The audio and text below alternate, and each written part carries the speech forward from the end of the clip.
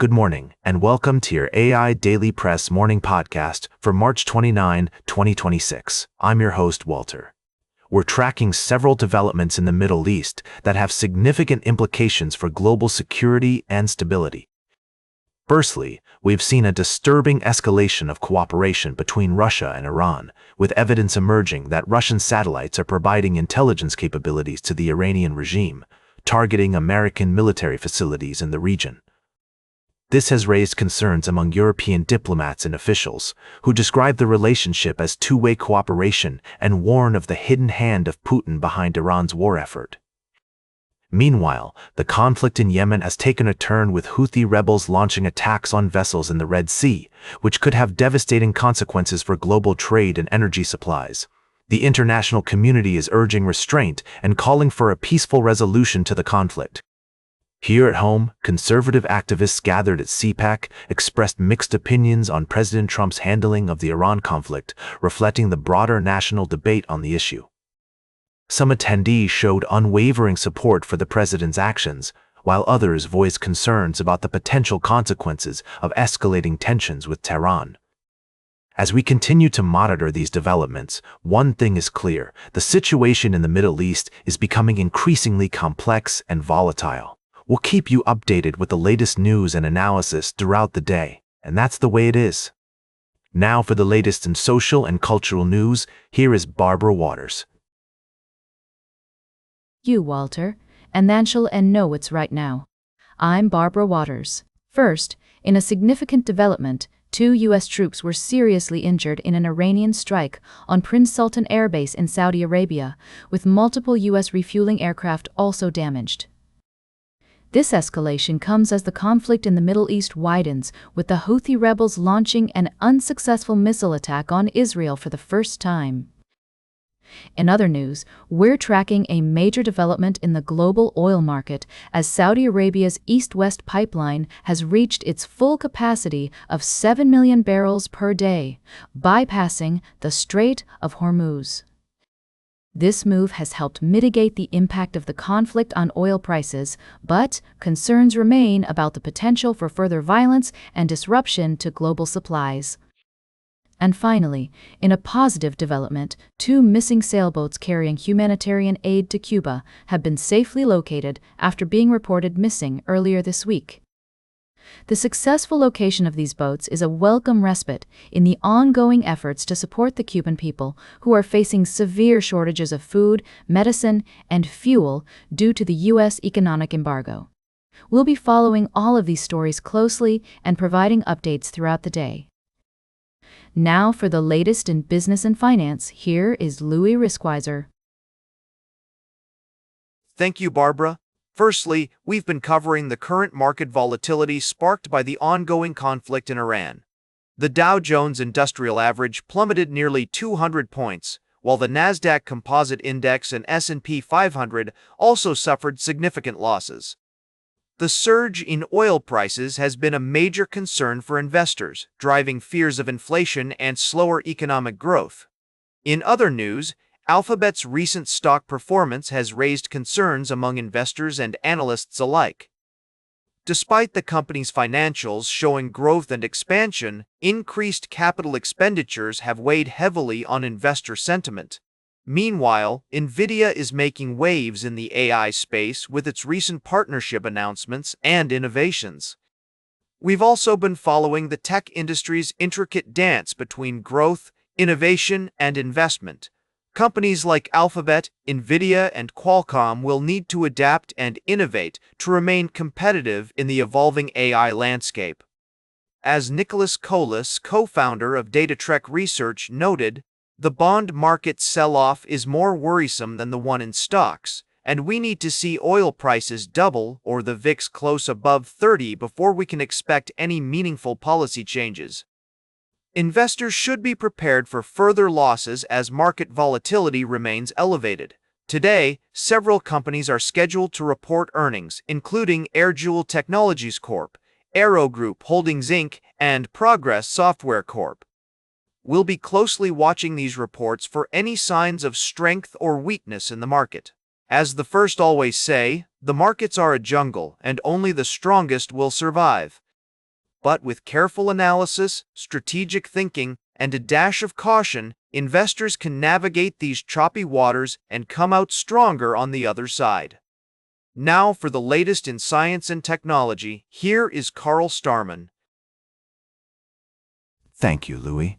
First up, NASA's Artemis. The second mission is poised to make history as the first crewed moonshot in over half a century. This ambitious endeavor marks a major milestone in our species' pursuit of space exploration and could pave the way for future lunar habitation. In other news, researchers have made a groundbreaking discovery that could lead to new treatments for cardiovascular diseases. A team of scientists has found that an enzyme produced by cardiomyocytes plays a crucial role in maintaining mitochondrial function and integrity, which could help mitigate oxidative stress and cell death. Finally, we're going to take a step back and look at the bigger picture. As we continue to push the boundaries of space travel and exploration, we're reminded of the infinite mysteries waiting to be unraveled in the cosmos. The Artemis, the second mission, embodies this spirit of discovery, inspiring us to strive for greatness and to never cease in our pursuit of wonder. As Carl Starman once said, somewhere, something incredible is waiting to be known. And that's exactly what we're going to continue to explore and discover in the days and weeks to come. Now for the latest in sports, here is Howard Closewell. Thank you, Carl. Firstly, we've got the controversy surrounding Tiger Woods' decision to compete in the upcoming golf tournament despite his recent injury.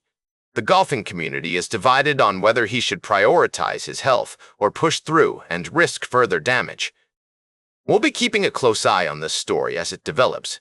Secondly, the Confederation of African Football, or CAF, has sparked outrage by stripping Senegal of their Africa Cup of Nations title and awarding it to Morocco instead.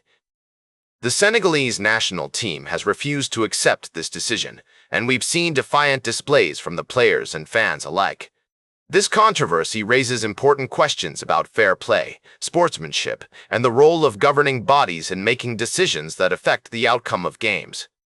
Lastly, the International Olympic Committee's decision to ban transgender women athletes from competing in women's events has sparked a heated debate about human rights, dignity, and respect. We're following the story of Caster Semenya, who's become the face of scrutiny on eligibility rules, and we'll be exploring the complexities of this issue in more depth. Now for the latest in travel and human interest, here is Charles Curall. Thank you, Howard. First, in India, a centuries-old tradition is under threat as the government proposes new regulations on the country's vibrant festival culture. We spoke to locals and experts about the potential impact on communities and the economy. Next, in Tehran, a popular cafe chain has been shut down by authorities over a cup design deemed politically sensitive. The incident highlights the delicate balance between artistic expression and authority in a city where tradition and modernity coexist. Finally, in London, tens of thousands marched to oppose the rise of the political right, with protesters advocating for a more inclusive and compassionate society. The demonstration was a powerful reminder of the human spirit's capacity for collective action and resistance against forces of division. These stories remind us that, even in challenging times, there is always hope for a brighter future when we come together to celebrate our differences and promote empathy and understanding. Now for the latest in fashion and entertainment, here is Joan Streams. Thank you, Charles. We've got an exciting lineup of stories for you today. First up, Amazon's Big Spring Sale is in full swing, with amazing deals on e-readers, robot vacuums, and more. If you're looking to upgrade your reading experience or outsource your cleaning to a tiny little robot, now's the time to check it out. In tech news, Suno has just released a significant update to its AI music model, V5, which introduces personalized vocal models, customized music generation, and more. We'll be diving deeper into this story and exploring the potential implications for music creators and consumers alike. And finally, rumors are swirling about a possible partnership between Apple and Google to power Siri with Google's Gemini AI model. This could be a game changer for virtual assistants, but it also raises important questions about data privacy and security. We'll be keeping a close eye on this story as it unfolds. Now, for the latest in nature and environment, here is David at Nature. Thank you, Joan. Firstly, a shocking expose has revealed the dark underbelly of the global ant trade. Millions of ants are being harvested and sold on the black market, with devastating consequences for local ecosystems and biodiversity. Despite international treaties aimed at regulating the wildlife trade, the ant trade remains largely unmonitored, with experts warning of far-reaching effects on entire food chains. In other news, Western Australia has been battered by not one, but two powerful cyclones in recent days. Cyclone Narella made landfall last Friday, leaving the popular tourist town of Exmouth isolated and inundated with floodwaters. More recently, a Category 3 cyclone brought widespread destruction to the towns of Onslow and Tom Price, with winds of up to 200 kilometers per hour and heavy rainfall causing significant damage to buildings, infrastructure, and vegetation.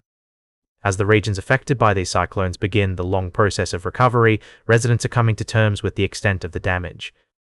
Emergency services and utility crews are working tirelessly to restore order and provide aid to those in need, with the Australian government pledging support to affected communities. We'll be providing updates on these developing stories as more information becomes available. In the meantime, our thoughts are with those affected by the cyclones and the ant trade. Tune in later today for in-depth analysis and interviews with experts in the field.